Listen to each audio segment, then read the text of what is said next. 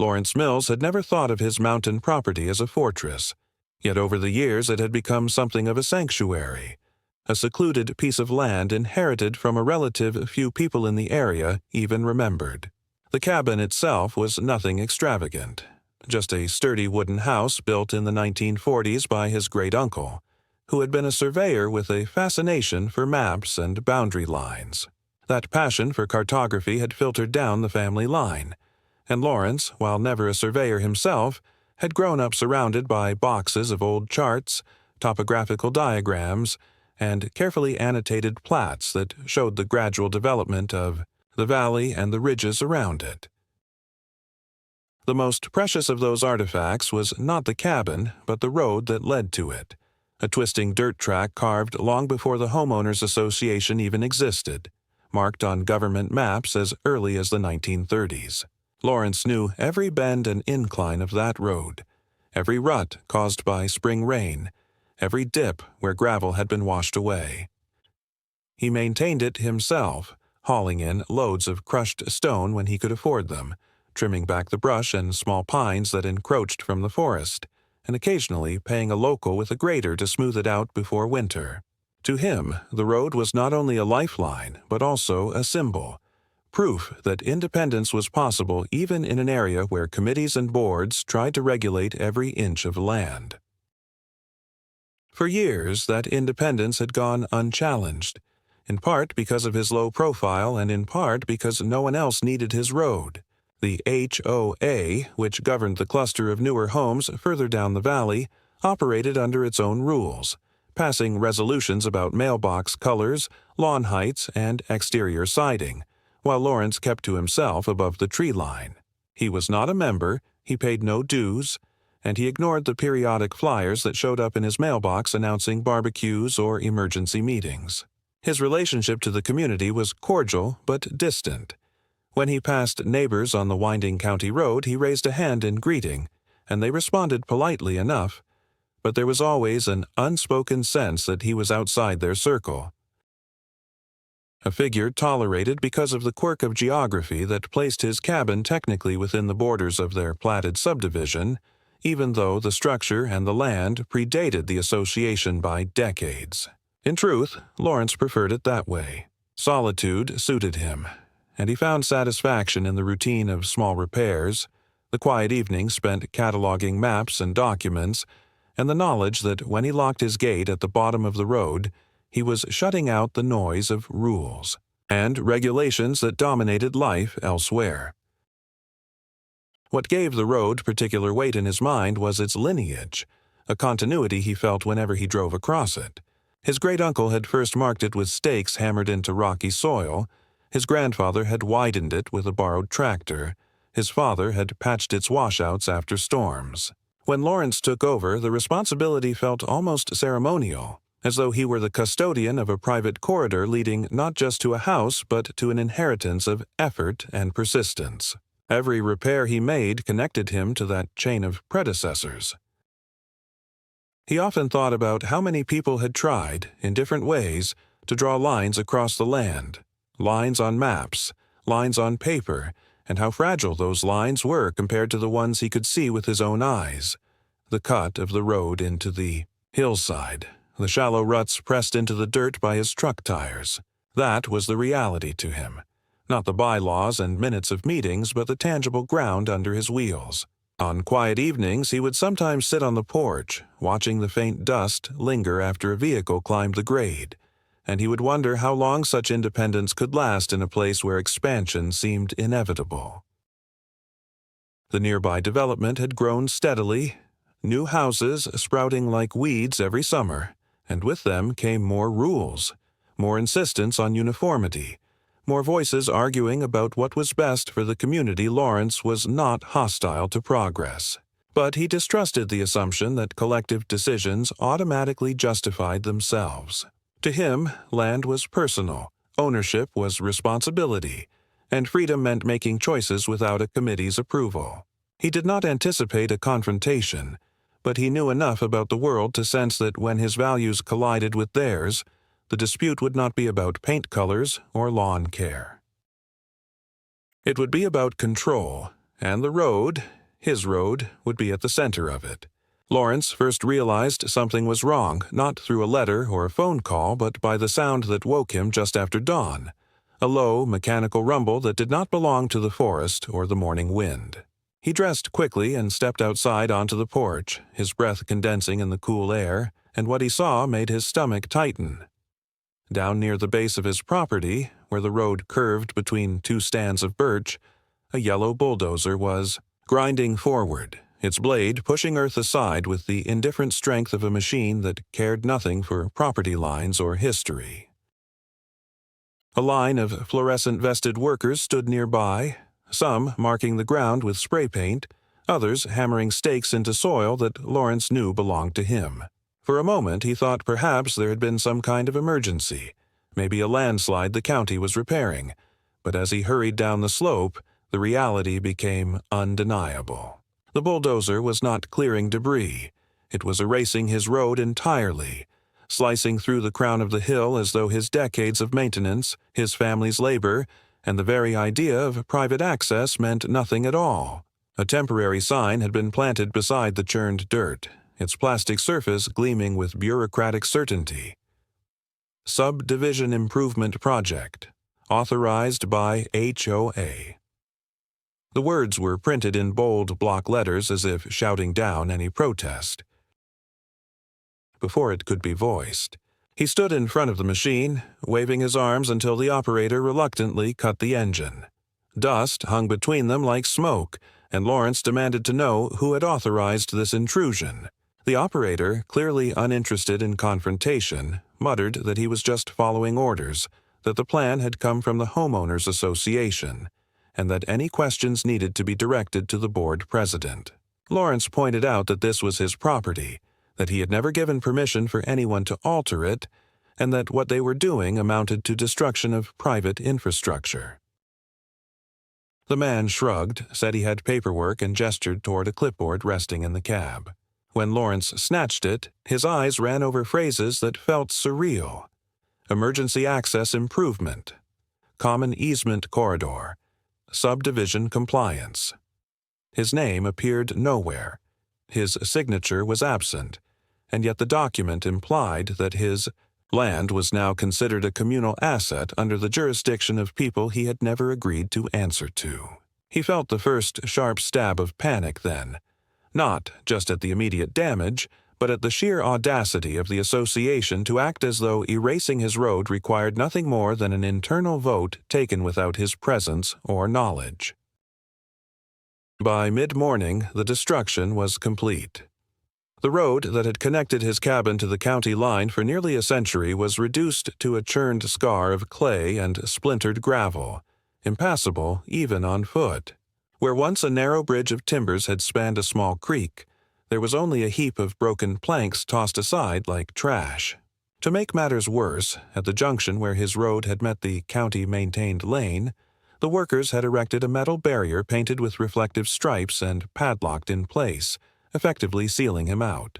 The only access left to his cabin was by scrambling through brush or hiking a circuitous deer trail that wound over ridges. He was not just inconvenienced. He was trapped, the practical reality of his life severed by a decision in which he had no part. He returned to the house shaken, his boots caked with mud, his hands trembling not from exertion but from a rage so intense it made him dizzy. He searched through his files, pulling out the deed, the plats, the tax receipts, the historical maps, all of which showed his road clearly delineated as private. None of it seemed to matter. The men outside had acted as if those documents were irrelevant, as if paper could be overwritten by noise and steel. When he finally managed to reach a member of the HOA board by phone, the conversation was chilling in its detachment. The president, a man named Robert Klein, spoke in the smooth tones of someone accustomed to brushing off complaints. According to Klein, the association had passed a resolution months earlier to consolidate emergency access routes, after a review of outdated maps revealed inconsistencies. Lawrence's road, Klein explained, had been identified as an underused corridor that could serve the wider community if upgraded. Lawrence interrupted. pointing out that he had never received any notice, that he was not a member of their association, and that their so-called maps were decades out of date. Klein responded with bureaucratic calm, insisting that public safety required action, and that the board had full authority under its charter to implement improvements within the subdivision boundaries. When Lawrence demanded that the road be restored immediately, Klein's voice grew cooler, almost amused, and he suggested that Lawrence could submit a formal grievance through the association's dispute resolution process. Though, as he added with a faint chuckle, non-members rarely succeeded in such cases. The line clicked dead, leaving Lawrence staring at the phone, his pulse hammering in his ears, stunned by the sheer arrogance of it. The following days were a blur of disbelief and fury. Without road access, he could not bring in supplies, could not drive his truck down for work, and could not even arrange a delivery of gravel or firewood. He hauled groceries on foot, stumbling over rocks and roots with bags cutting into his hands, feeling like a trespasser on his own property. Each trip reminded him of the violation that had occurred, the way his independence had been stolen not with a weapon, but with paperwork and heavy machinery. Neighbors passed by occasionally on the county road, slowing to glance at the new barrier, some shaking their heads sympathetically, others avoiding eye contact as though unwilling to involve themselves. The isolation that once had been a chosen comfort now pressed on him like a punishment, each night darker, each silence heavier. He tried calling county officials, only to be told the matter was a civil dispute between private parties.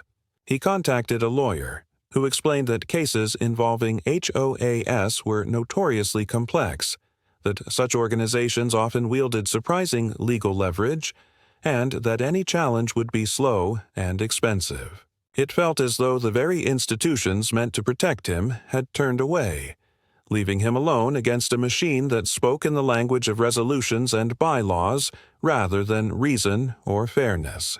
It was in that suffocating stretch of helplessness that Lawrence realized the true scale of what had been done. This was not a temporary inconvenience or a minor encroachment.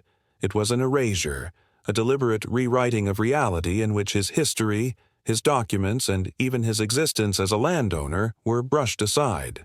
They had labeled his property non-essential, his road obsolete, and by doing so they had placed him outside the map of legitimacy.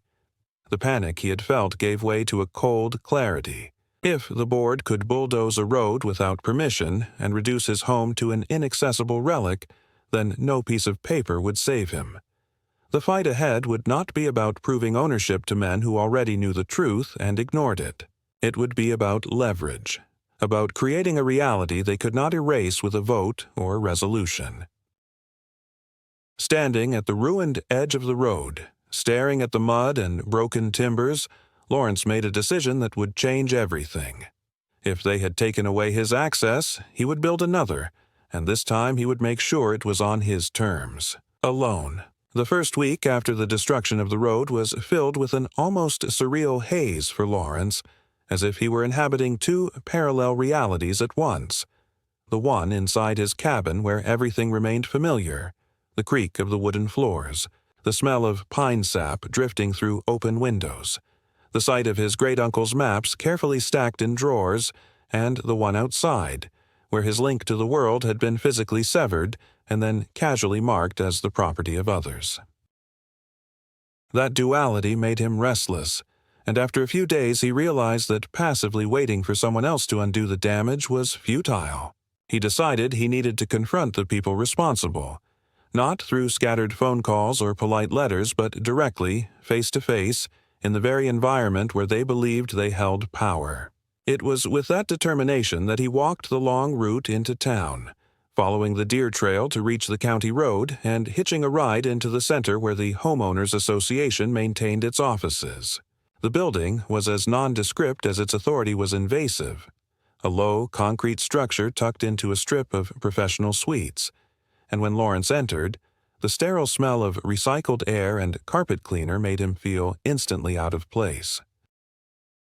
A receptionist with a mechanical smile asked his name, then coolly informed him that walk-ins were not permitted for board business. But after he raised his voice and demanded to see someone in authority, a man in a tailored suit emerged from a side door, introducing himself as Robert Klein, the same president he had spoken to over the phone. Klein led him into a small conference room, its walls decorated with framed aerial photographs of the subdivision, each one showing the spread of houses and cul-de-sacs like a slow infection across the landscape. The irony was not lost on Lawrence that his cabin and road did not appear in any of the glossy images, as though they were erasing him not just in practice, but in memory. When he laid his deed and maps on the table, Klein barely glanced at them, folding his hands with the calm assurance of someone who had rehearsed this exchange countless times. The board, Klein explained, had acted within its rights under a revision of the bylaws passed the previous year, which permitted the designation of common access easements wherever public safety was deemed at risk. Lawrence pointed out that his property was private, that no such easement had ever existed, and that the destruction of his road constituted trespass. Klein's expression did not change as he replied that opt-outs and exclusions, even if once granted, were no longer recognized under the updated rules, and that his land fell within the geographic boundary of the subdivision regardless of when it had been developed. When Lawrence demanded why no notice had been sent to him, Klein smirked faintly and remarked that notices were mailed to the address on record, which in their files still listed the cabin as unoccupied. It was, in essence, his fault for not correcting their oversight. The conversation spiraled into absurdity. Lawrence raised his voice, demanding restitution, restoration, even an admission of wrongdoing. But Klein responded with the detached patience of a bureaucrat watching someone exhaust themselves against a wall. When Lawrence slammed his fist on the table, Klein finally leaned back and allowed a trace of menace into his tone, suggesting that perhaps Lawrence should consider joining the association formally, paying the dues, and integrating himself into the community, which would give him standing to voice concerns. Otherwise, he warned, continued resistance might be interpreted as non-cooperation with community standards, potentially leading to fines or further actions. That word, actions, hung in the air like a threat.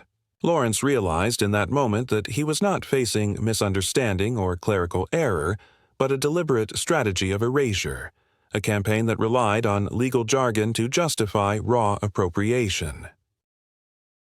He gathered his papers without another word, left the building with his pulse pounding, and walked into the bright sunlight with the bitter taste of humiliation in his mouth. The true escalation, however, came not from that meeting, but from what he discovered afterward. Determined to prove that his property had always been distinct from the association, Lawrence visited the county recorder's office, poring over dusty binders and digital archives until his eyes blurred. What he found confirmed his worst suspicions. The plat maps used by the HOA to justify their project had been selectively updated, with certain easement lines extended across parcels where no easements had ever been filed, including his own. The notations were suspiciously vague, citing amendments from years when his great-uncle still lived but never signed away rights. When Lawrence asked the clerk about the irregularities, she frowned and admitted that the records had been amended based on documents submitted directly by the HOA, which technically had authority to file updates for subdivision properties. It was, she conceded, unusual to apply such changes retroactively, but without a legal challenge the filings stood. Lawrence left with copies clutched in his hands, his frustration deepening into cold determination. This was no mistake. It was fraud disguised as procedure, and they were counting on his isolation and limited resources to prevent him from fighting back. That night, as he studied the papers by lamplight, he understood how dangerous his situation had become. If the association could invent easements, bulldoze roads, and reduce his property to a line item in their minutes, then the integrity of his ownership was already under siege. He could not rely on sympathetic neighbors who would not risk alienating the board, nor on county officials who had already deferred to the HOA's authority. His options were narrowing: and the weight of that realization pressed on him until the walls of the cabin felt closer than ever.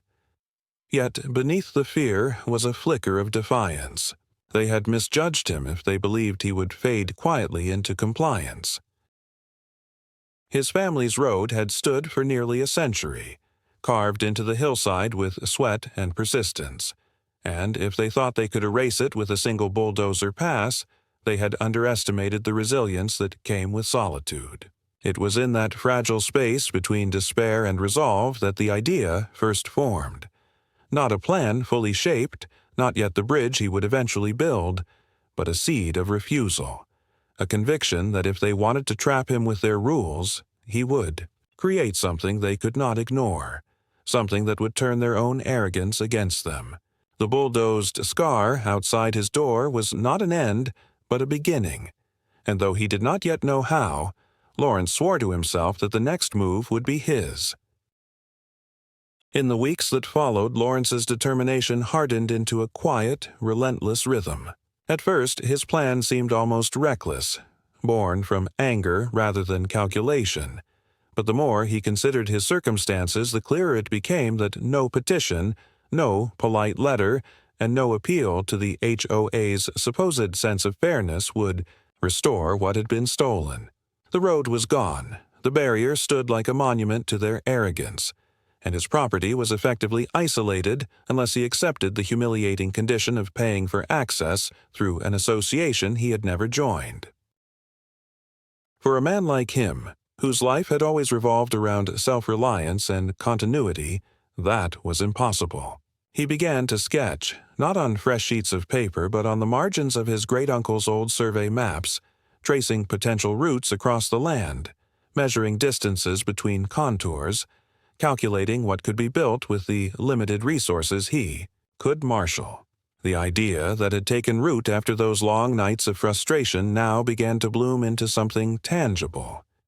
If they had bulldozed the road, he would build a new passage, one that existed entirely on his terms, one that turned their maneuver into a liability instead of a victory. The land itself seemed to conspire with him. About half a mile from where the road had been destroyed, a narrow creek cut across his property, shallow in summer but swollen in spring, its banks lined with alder and willow.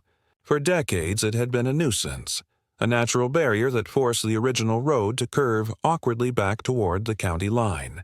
But when Lawrence walked the creek bed one chilly morning, examining the rise of the slopes on either side, he realized it could become his solution.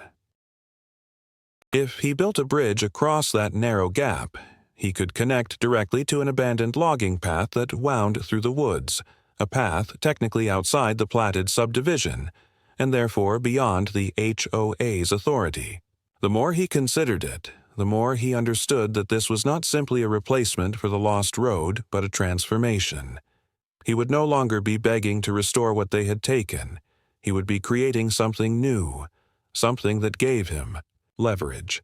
If others needed the passage, and he suspected they would, given the inefficiency of the HOA's own routes, he could decide the terms. What began as sketches turned into procurement. Lawrence had no illusions that he could complete such a project alone, so he called in favors from acquaintances in town, men he had once hired for roofing jobs, others he had met while hauling timber, people who respected him enough to keep quiet when he asked for discretion. Supplies arrived gradually under the cover of ordinary deliveries, treated timbers disguised as fencing material, steel plates labeled as scrap, cables and fasteners tucked into shipments of general hardware. He paid in cash where possible, spreading purchases across different vendors so no single ledger revealed the scope of his intentions. Each evening he organized the materials with meticulous care, stacking planks, oiling metal, preparing tools, and as the piles grew, so did his resolve.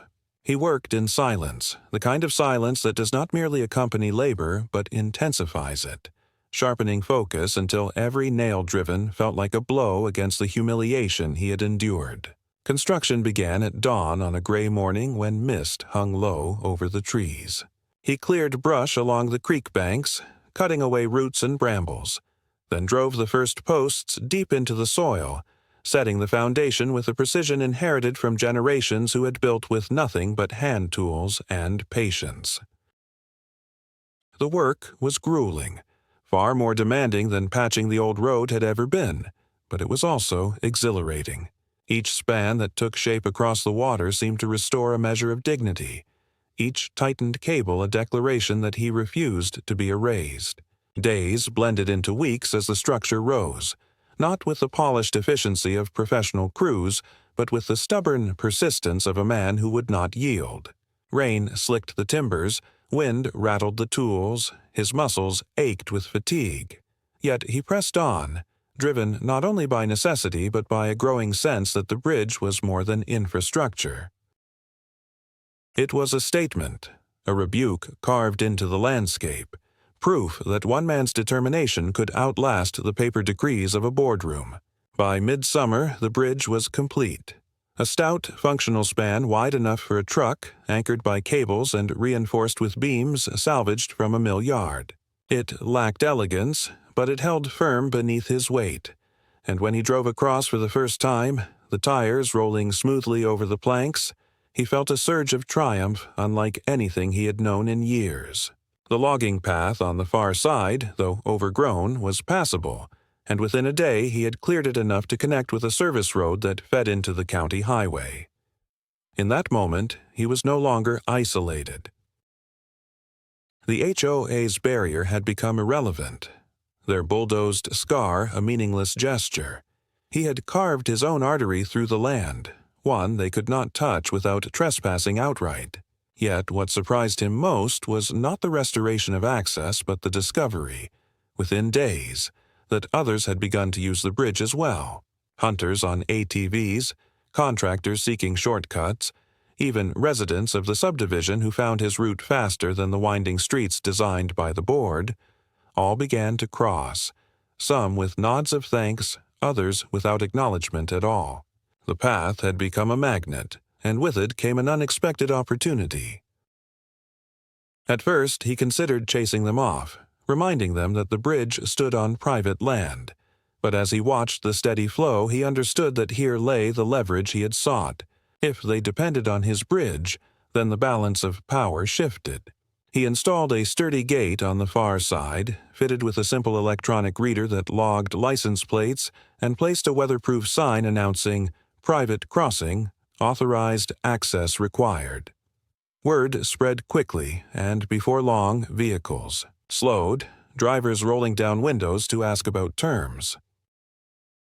Lawrence did not shout or threaten. He spoke calmly, stating that the crossing required a fee, not excessive but firm, payable through a pass system he issued on his own.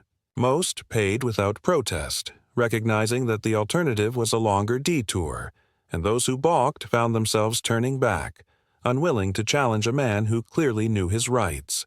The bridge became not only a solution to his problem, but a revenue stream, modest but steady, and with each transaction he felt the strange satisfaction of turning their exploitation into his advantage.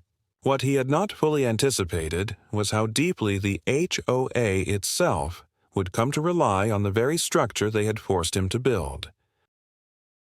Delivery trucks bound for subdivision projects found the bridge faster, maintenance crews used it to avoid traffic, and even board members themselves began crossing, their vehicles recorded by the reader as indiscriminately as anyone else's. Lawrence watched the logs accumulate, each entry a line of proof that their authority had been inverted. They had tried to erase him by bulldozing a road, and in doing so they had created the conditions for him to control theirs. It was in the quiet satisfaction of those evenings reviewing the records that he realized the midpoint of his struggle had arrived. He was no longer the man pleading for recognition at a boardroom table, nor the isolated landowner hauling groceries through brush. He was the keeper of a gate, the master of a span that turned their arrogance into dependence, and though the fight was far from over, he knew that the board had already made a fatal mistake. They had underestimated the value of the man they tried to erase. The bridge had barely stood for a season before the inevitable retaliation arrived. not in the form of bulldozers this time, but in the subtler, more insidious language of bureaucracy. Lawrence first noticed it when an envelope appeared in his mailbox, stamped with the HOA's insignia, the same officious crest that had adorned the notice claiming his road as theirs. Inside was a letter several pages long, couched in the neutral vocabulary of administrators but dripping with hostility beneath its calm surface.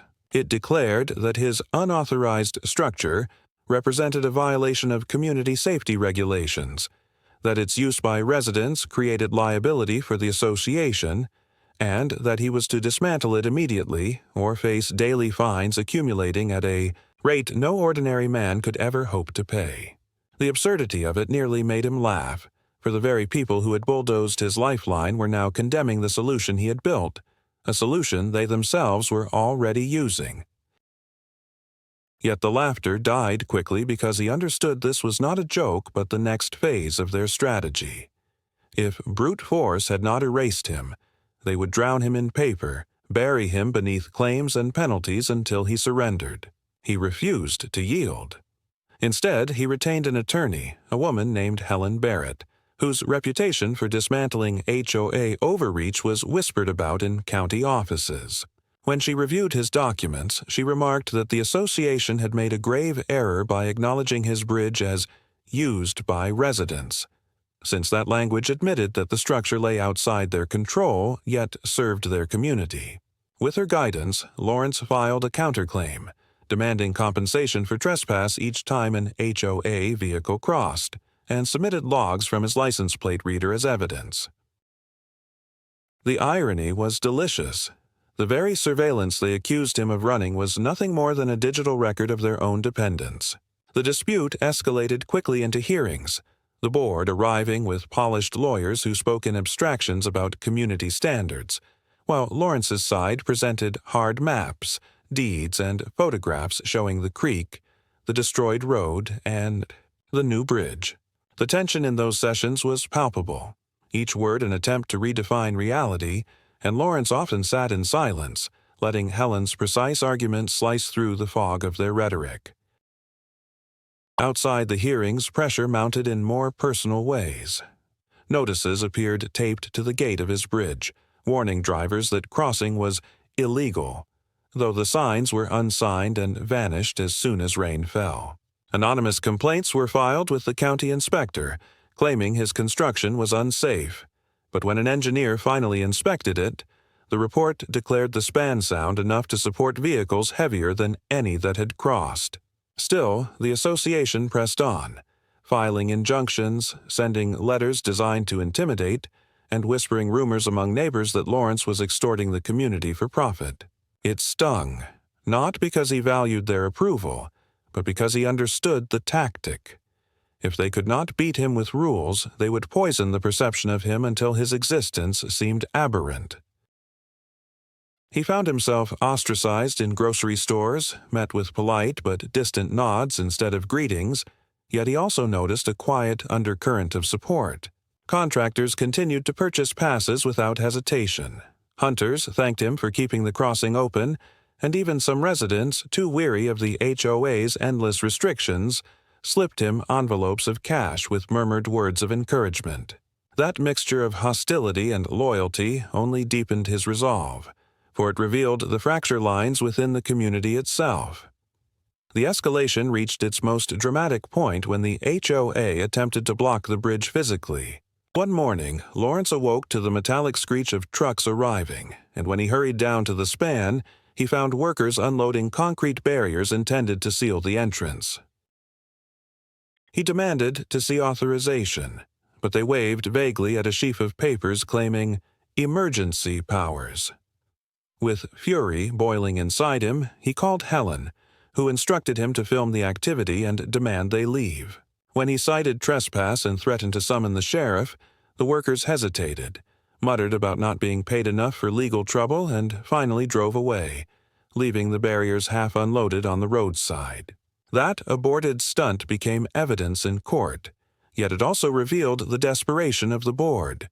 They were no longer content with resolutions and fines. They were willing to act unlawfully, gambling that intimidation would break him. It did not. Each failed attempt only strengthened his case, painting them not as guardians of community standards, but as aggressors unable to tolerate independence. As summer waned, the conflict had transformed into something larger than a dispute over a road or a bridge.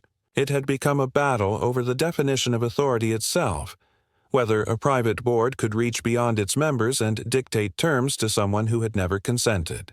Lawrence, who once thought of himself only as a caretaker of maps and a steward of family land, now found himself the reluctant symbol of resistance. Though the fight exhausted him, nights filled with paperwork, mornings shadowed by suspicion of what new tactic they might deploy, he could not abandon it, because to surrender would mean more than losing access or paying fines. It would mean admitting that paper could outweigh soil, that votes in meetings could erase generations of effort, and that solitude had no place in a world obsessed with conformity. The second escalation had revealed the lengths to which the HOA was willing to go, but it had also exposed their weakness, for every step they took bound them further to the very bridge they condemned. They could not live without it, and Lawrence knew that fact would become the fulcrum on which the entire struggle would turn. The climax of the conflict arrived not with another machine tearing through his land, nor with anonymous letters slipped into his mailbox, but in the cool stillness of a courtroom, where the years of struggle condensed into a single proceeding that would determine whether he remained the owner of his fate or a footnote erased by procedure.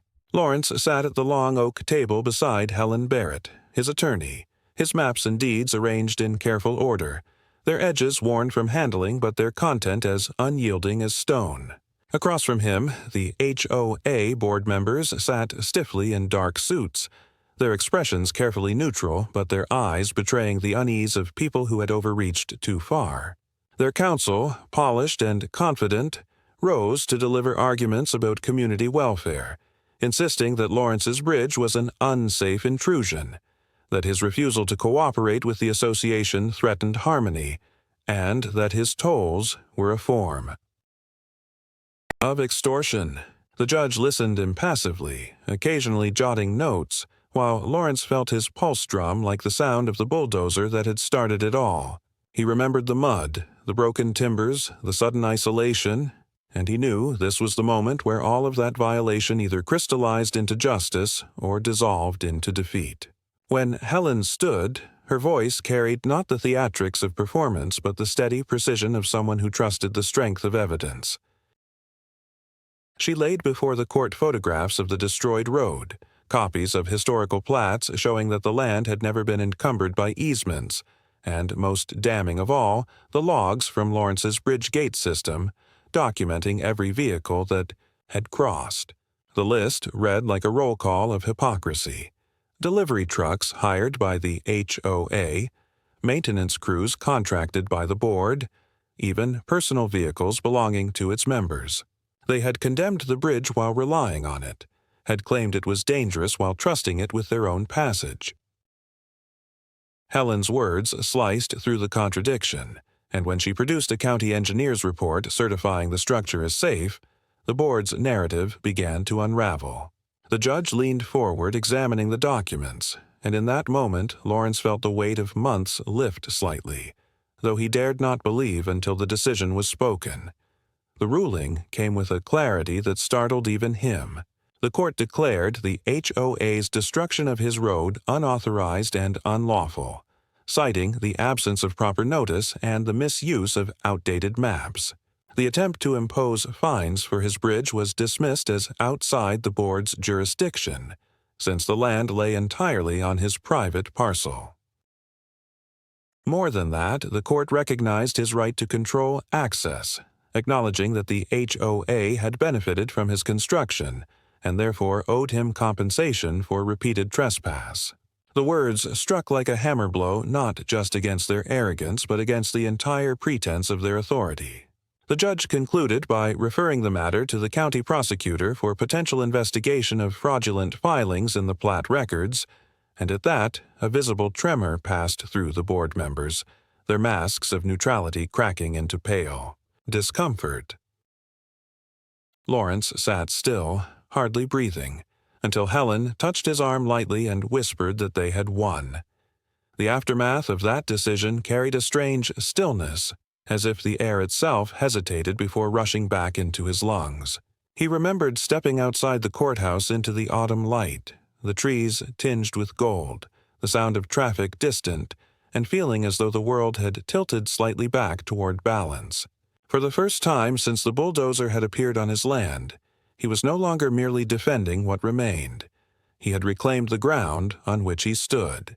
The HOA's lawyers shuffled past without meeting his gaze, their silence louder than any insult, and he knew their defeat had cut deeper than they would ever admit publicly. Yet, for Lawrence, the victory was not triumphal, but sober, a recognition that justice, when it came, did not erase the scars left behind, but rather inscribed them into memory as warnings. His road was gone forever, but in its place stood something stronger, a bridge both literal and symbolic, proof that independence could survive even the grinding machinery of collective power. In the months following the ruling, Lawrence returned to a rhythm that resembled peace, but bore the unmistakable imprint of everything he had endured. The bridge remained in place, its timbers now weathered to a deeper gray, and the gate still opened only to those who paid or had earned his quiet approval. The HOA, chastened and exposed, withdrew their claims without public admission of wrongdoing, retreating into procedural silence, while several board members resigned under the shadow of the prosecutor's investigation. Rumors circulated about altered maps and internal audits, but Lawrence paid them little attention. He no longer cared for their resolutions or elections. What mattered was that no one crossed onto his land without understanding that it was his, not a committee's, not a shared utility, but the product of lineage, labor, and resistance. The tolls continued, not out of greed, but as a reminder that access had a cost when respect had been so thoroughly denied. Those who once scoffed now waved politely through their windows as they crossed, and though he never demanded apologies, the change in tone was apology enough. The forest grew quiet again, the nights still and undisturbed, and in that stillness Lawrence found something stronger than vindication: permanence. He did not tear down the signs or remove the logs. He kept every file, every photograph, every line of record, not out of spite, but to preserve the shape of what had been fought for. His life had never been about control, only the right to choose without being dictated to. And now, standing alone on the bridge as winter crept toward the valley, he felt not victorious but whole again, unmoved, untaken, and undeniably present.